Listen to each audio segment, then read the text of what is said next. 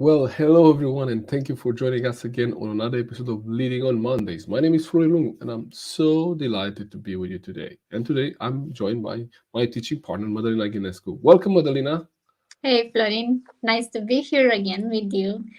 Today we are going to we are continuing actually our series of the five dysfunctions. So five dysfunctions of a team from Lencioni.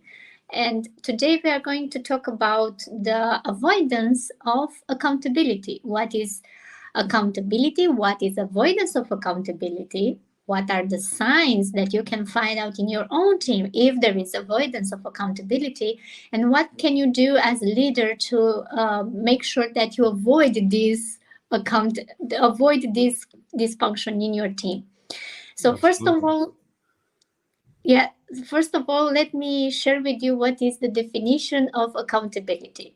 What I found out is accountability is the fact or condition of being accountable, more or less responsibility. So Hmm. in this case, when we think about accountability means taking ownership, justifying your results, so being sure of your results and being responsible of your own results, and also working towards a common goal. But now let me share with you what is avoidance of accountability. Avoidance of accountability in this case is when team members put their individual needs, such as career, or even divisional needs, such as status, above the team's need or results. So, what do So you true. say about that? Absolutely, Flori, so do you have true. anything to add on this? No, I think it's spot on, right? And we see this when, for example, like as we discussed the other three dysfunctions, right? We discussed the lack of trust, right? We discussed the people not challenging each other. And so when people have not been feel that they have not been heard, so they didn't participated in the decision of we're gonna do this or that, they don't want to take then ownership and they don't want to be accountable for those results. So I think Yes, uh, you put it so well, putting your individual needs or your individual goals, above the team goals. And yep, this is again in companies and cultures where we actually reinforce and we reward individual results, right? Think about a sales team. If you reward individual results, then you're not going to have team results. So if you're looking for team results, then don't reward individual results, because then the the people will not want to be accountable for the team. No one wants to be on a losing team, right? They don't feel accountability for that team, but they yeah, want to be the one that, oh, it's not my fault that the team lost. I scored twice, or I did right. So they focus more on themselves than the team. So mhm, I think this is a very subtle dysfunction, and many team leaders, many leaders, they don't even know that this exists in their teams because it's subtle, yeah. right? So tell us a little bit how you see this playing out in the workplace. Yes, there are several signs. Of course, there might be more than that, and this is once you are checking your own team and pay attention to your team, you might find out some other signs. But you can think about the low quality work. That might be one sign when people are focusing on inaccurate data, when you see a lot of typos in the presentation or in the reports. People have, well, you identify small issues that people don't care about or they don't want to deal with and they don't pay attention to, and also relationships might decline. Other than that, it can be a decreased productivity based on all of this. When you have lack of, well, avoidance of accountability, when people don't assume, they don't take ownership, of course, it will be a decreasing of productivity. So in this case, people miss the deadlines or they don't agree with the deadlines. They don't adhere to the deadlines. The work also can move slowly because people, I don't want to do this today, I will do it later, it's not that important. So it's not like a rolling ball, it's just more like a snail work people are Yeah. not dealing with. Also, it might be the late deliveries. People are not, as I mentioned, with the deadlines, people deliver late everything that they need to do. And also, you might see interpersonal problems where people don't take accountability.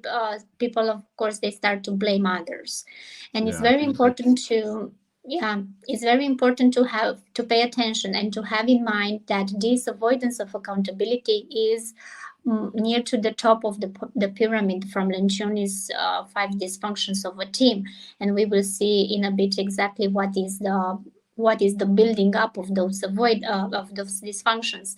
Yes, so exactly, see, when you see the avoidance of accountability is just below the top, when it's actually built upon the other three dysfunctions. So when you have absence of trust, exactly what it means, then it's a fear of conflict, and on top of that it's a lack of commitment.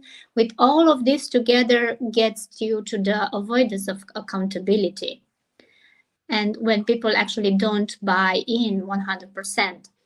And also, we might see another sign that we lose some employees with, let's say, performance.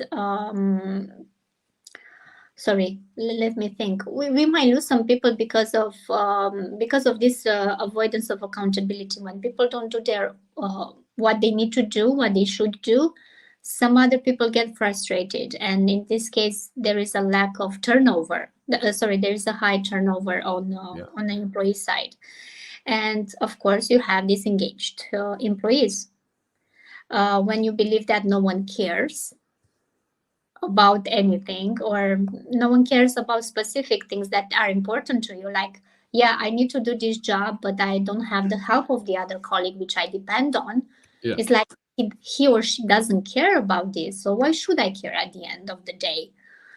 And people can blame on the managers, thinking that the manager doesn't care, the leader doesn't care, the owner of the company doesn't care, and things like that. And also, overall, and based on everything that I said, it might be a toxic environment with low morale of people. And Yeah. actually, you might see a bad or a negative attitude among people because they don't trust each other, they don't make each other accountable. There might be a bad attitude among the team. So you just pay attention to these signs to Yeah. show you that you might have an avoidance of accountability in your team. Yeah, and I think this builds on the other ones, right? So what you Yeah, just share, a lot of that has probably roots in the fear of, for example, conflict or in the lack of yeah, trust, right? But yeah. now here, like if we would have a team that has figured out the trust, the conflict, right? They challenge each other, they're committed, but they're still kind of suffer from the fourth one, right? Because if I understand this pyramid correctly, right, what Lencioni is saying, okay, sorry, I just want to add that again on the screen, right? So what he's saying is mostly that, okay, you can't have accountability, which is the level 4, without having level 1, 2, 3, right, in place. Yeah, In yes, other words, trusting each other, being able to challenge each other, be yes, committed, and then you have yes, accountability. But you could yes, have the first 3 levels and still not have accountability, right? yes, yes, yes. Yeah. Uh, So that's an even more difficult case for the leader to really assess, right? Because yeah, many of the things we share up until now in the last 3 episodes have to do with these three, basic, on the bottom three of the dysfunctions, which sometimes these are easier to spot, easier to see, right? From the leader yeah, perspective. When people don't trust each other, you can clearly see who is not really contributing or opening up or wanted to be vulnerable, right? And who yes, is yes. avoiding conflict. But when you have this in place and there's still people not fully committed, that's probably a much more difficult dysfunction to identify as a leader, right? Yeah, yeah. You made your point very, very right, and I'm glad that you did this, because it might be the case when you have all the others and you still don't have accountability. But from what I read, and in my opinion, is maybe there is something lacking in one of them Sure. below. Yeah. So it's maybe it's a subtle one. Maybe you don't a subtle one. You don't see exactly what it is there. You cannot find the cause of it. But if everything is right on the bottom, from the bottom of the pyramid until the accountability, if everything is in place and everything is right, then you should have, as a result, you should have accountability. But if Yeah. you don't have accountability enough, that means that in small cases in the bottom of the pyramid, you might not have everything in order. So pay attention to what is below, to the commitment. Is anybody in the team lacking the commitment? Is anybody in the team actually fear of conflict, even though you don't see it as a fear of conflict? Does anybody have has an trust issue or with somebody else? And maybe it's a subtle one, but you still need to pay attention on that case. But if you think like that, yeah, you should have accountability as a result of commitment, of the freedom to how did you say? Challenge With each other. Yes, it's that one to challenge each other. I forgot the word. Yeah. Okay, so you are free to challenge each other, and you have trust. If you don't have any of them or something in between, like a small issue on any of them, then accountability will lack, or people will avoid accountability. But this Yeah. is my opinion, and this is what I know at the moment. Yeah. And if I look back at the teams I work with, I think this shows up mostly like when there is a when there is a result that we're not happy with. What happens usually, if we look at, let me just, so when there's a result that we're not happy with, usually what we do, we look at how did we get to this result? And when we start to look at what can we do differently, people tend to blame other people, blame other departments, blame the input, or blame the decision was not the right decision in the first place. So for me, and this is, I have to be honest, this is quite often the case in some Swedish companies. So in the Swedish culture, and this is a joke that I usually say, there's a history about a big ship that was ordered by the king of Sweden. It's called the Vasa ship, and this is in one of the museums in Sweden. And so this ship actually has built, and they had some design issues, and only kind of sailed about 100 meters or so, and then sink into the port of Sweden. And so then the king said, "Oh, we should punish those that have designed it, and this is really bad for us." And then okay, they come to the conclusion that the designer actually died when the ship was built, and the one that ordered was the king. So they couldn't blame the king for giving the order and making some decisions. So they blame no one. So Mm-hmm. this is a classical example of a situation where instead of someone being accountable for those results, and as a matter of fact, the leader is like this is the leader is accountable, should be accountable. Whatever the team has delivered or not delivered, this is on the leader. So as a leader, you are accountable for that. So when we see this in teams that we try to say, well, but the market conditions were really difficult, so it's okay. So yeah, we didn't achieve this, but the market conditions, or the competition, or other departments, or other team members, whatever that is, right? That's for me the subtle, avoidance of accountability. And Mm-hmm. you're right, probably the root cause is somewhere in the three levels below, right? Mm-hmm. We have some of that from the three levels below, but sometimes it's so subtle that I don't see leaders really reacting to that. I see that they kind of accept these becauses, right? Someone needs to explain why we didn't meet a result. And what this happens is actually creates resentment among team members, because some team members that are, they have different standards of results and performance, right? So if I feel this is not good enough and my leader accept this, doesn't do anything about it, right? Then what does it do? It will probably lower the standard for the team, right? Mm-hmm. And So that is so that is, let's say, kind of mistake that people shouldn't do. Yeah, to lower the standards is not a good yeah, way. It's just no, you're and it's trying not to avoid. consciously. Or yeah, you're trying to avoid to look inside your team and see what can be done. Yeah, And instead of doing that, you just lower the standards, which is not the yeah, proper way to do it. exactly. So they're not doing it consciously, but by accepting like a lower performance from some people, what they're doing, say, well, I'm paid the same like Madalina is paid. Why should I do more than Madalina if I don't get rewarded in any way, right? Yeah. So this encourage actually mediocrity rather than encouraging Mm-hmm. performance. Um, Mm-hmm. Yeah. if we miss deadlines, right, on deliveries, on deliveries and deliverable, and there is no consequence of that. Like no one is.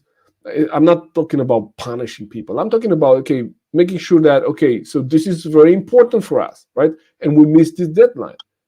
How can we get better at it?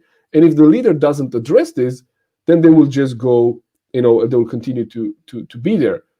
Mm-hmm. And the challenge is that this is very difficult to spot, and it places a lot of burden and a lot of pressure on the leader, because if the leader is the only one to hold people accountable, then everything is on the leader. So the Yeah. teams that do not have this avoidance of accountability, people hold each other accountable, right? If I see that Madalina, or if Madalina sees that Florian has not delivered on this, Madalina should call out Florian and say, hey, Florian, what we agreed, right? And Mm-hmm. again, Yes. if we go back to lack of commitment, if we have not agreed and if we have not committed, then I cannot call you out. You cannot call me out, right?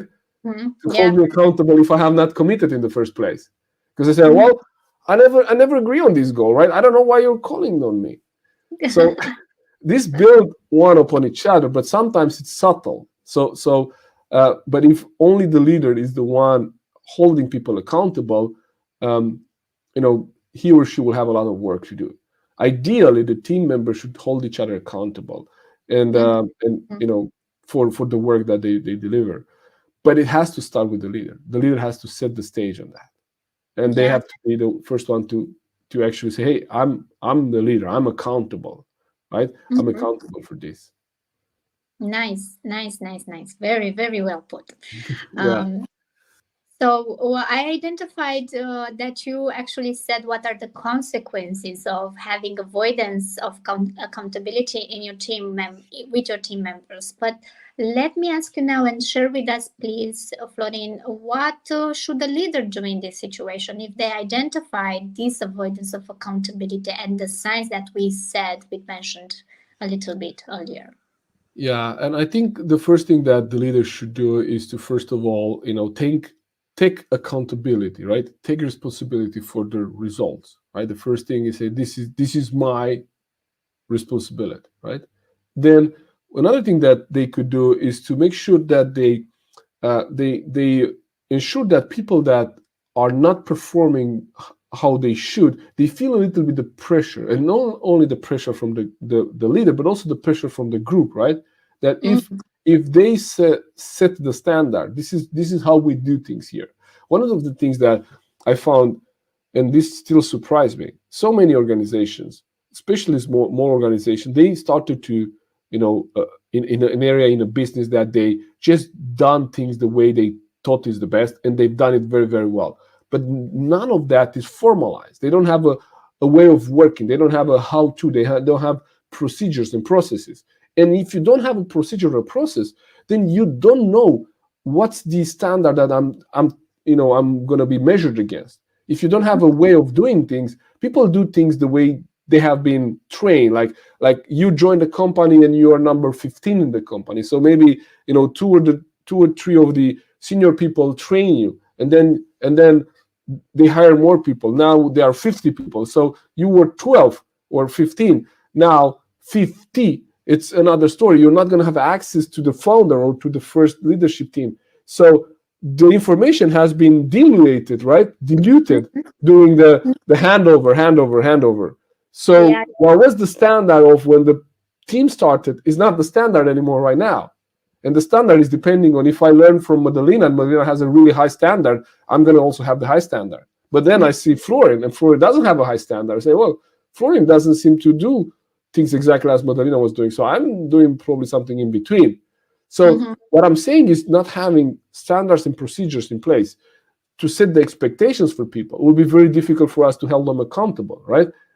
If we say this is not good enough and say, well, show me what's good enough. Well, but do like Florian or do like Madalina. And that's difficult for someone to measure. Okay, well, I'm not Madalina. I cannot do like Madalina. Tell Yeah, me yeah. more, right? So what leaders could do is make sure that they are very clear on what is the standard. And if we don't have those procedures, as a matter of fact, I help two teams right now just go through that, setting the procedures. Where do we need a procedure to be more effective, and also to be able to see how we should do things and show this is how we do it. So having that, make sure that when the performance is not where it should be, that is not just uh, tolerated, right? Mm-hmm. Mm-hmm. Another thing is to, for example, identify these problems earlier, by just being able to challenge each other. So if the fear of conflict, right, is not there, and they accept to be challenged, then you can identify the problems earlier. If you see that maybe our approach or their, like, I see this when I was working with teams and projects, and I would ask, okay, so how are we going to do this? And they'll say, well, we're going to do this way. And I wanted to just kind of know, okay, so tell me kind of what would be, how would you approach it? And if I didn't get enough confidence in their way of approaching the task, I knew already, okay, so this is not going to work, because I know they have not taught this through. Maybe we have not done this before. This is the first time. So then we probably don't have a way of doing it.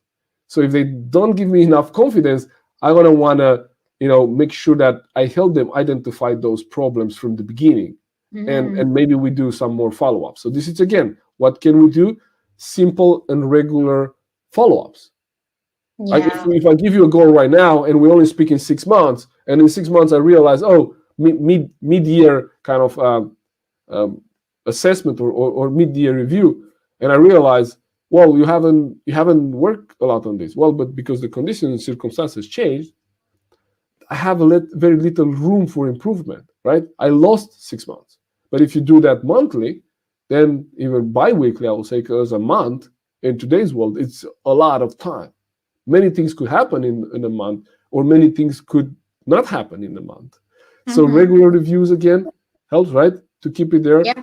And this will actually establish the respect among team members, because if we all of us evaluated against the same standard, the same criterias, then, and if we trust each other and we challenge each other, then we'll respect, because we will set high standards, and who raises to those standards, we're going to respect them, because it contributes Mm-hmm. to the team. And I think Yeah. that's it. And if there's one more, is just to avoid making this process too complicated. If it's a lot of bureaucracy around setting goals and reviewing and all of that, it becomes too slow, and so people are going to avoid doing that, just because it takes longer to prepare for the review than doing the review, and then we don't do it. Yeah. Well, Yeah, yeah, yeah, yeah. I can connect to that. Yes, it's an issue.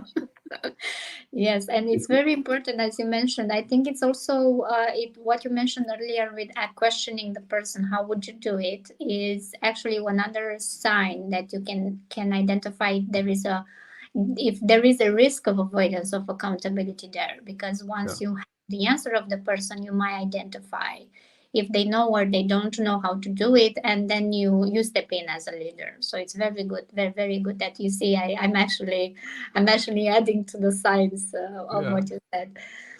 So absolutely. we can you tell us a little bit of how you already mentioned some things, but can you share some more? How can you help? How did you help the teams to Yeah. avoid, yeah, to get rid of this avoidance of accountability? Yeah. I think there is no magic pill here, but usually through different programs of training, coaching, workshops, the way we could help teams, like, we are both equipped to do that, and I've done this with teams, is to help them kind of have those standards and processes in place. by having a standard and a process in place, and this is as a result of a workshop, or you could do it yourself, or it could be facilitated by someone, you could actually identify where are the areas where we, for example, today we have the most errors or the most mistakes. Where is the area where if we would have a standard will help us, right? So Mhm. with that in mind, you're able to identify where are those areas and helping them to create the standards, make those public, inside the organization. This is what we're going to do, and also outside the organization. If you, for example, share with another department in your organization, this is what we're going to do, and this is the standards that we're going to hold ourselves to, and this is how we're going to do it, this is the goals that we want to achieve this year. Well, all of a Mhm. sudden you're accountable, and those people Mhm. could also call you out. So first of all, creating the standards that you everyone on the team knows how we do it, and what's the standard that we're going to rate us against. Then publish this. Then, for example, set in place regular reviews processes, and not complicated, just regular reviews processes. Reward the team for the team achievement rather than individual achievement, right? What gets rewarded gets done. So if you have individual bonuses rather than team bonuses, then you will have individual performance rather than team performance. And I Mhm. think the the biggest thing is to actually help the leader to know when to hold back, to leave the team to hold each other accountable. So on one side, coaching the leader to be able to understand, this is my role, I need to set the stage, but I also need to step back a little bit and let those team members that have a higher standard of performance hold accountable those that maybe do not raise to the standard. So I'm not the only point of accountability, because then it puts all that stress on my plate. So these are ways that we can help teams or leaders to actually work with this dysfunction. Yeah, sounds very good. Sounds very good. It's something that I really enjoy to do, and I like to see other people with finding the solution, finding solutions on what they are dealing with. So this is one of the dysfunctions of a team that you might see inside your own team. So reach out to us if you have any other question, if you have something that we might not say, might we didn't discuss yet about this, what you're struggling with. So just reach out to us, and we will help you to find out the solution straight for you and person to your situation, personally personalized to your situation. Absolutely, yeah. And we still have one dysfunction left, which Yes, is the inattention to results. And we are going to talk about this, the last one, which is the top of the pyramid. We are going to talk about this last one on the next call, um, on Monday. the next, on the next video, right? Absolutely, yes. We're gonna do that on next Monday. Yes. Okay, so but that's also gonna be almost kind of the end of the season, right, for this year. So on the 19th, we're going to have the last episode of this season and also this series, and then we're going to see how do we resume in 2023. But we look forward again. Thank you for being with us this year. It's been a pleasure to serve you and add value to you, and we look forward to see you on this last episode next Monday.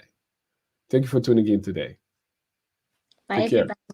Take See you care. soon. See you soon.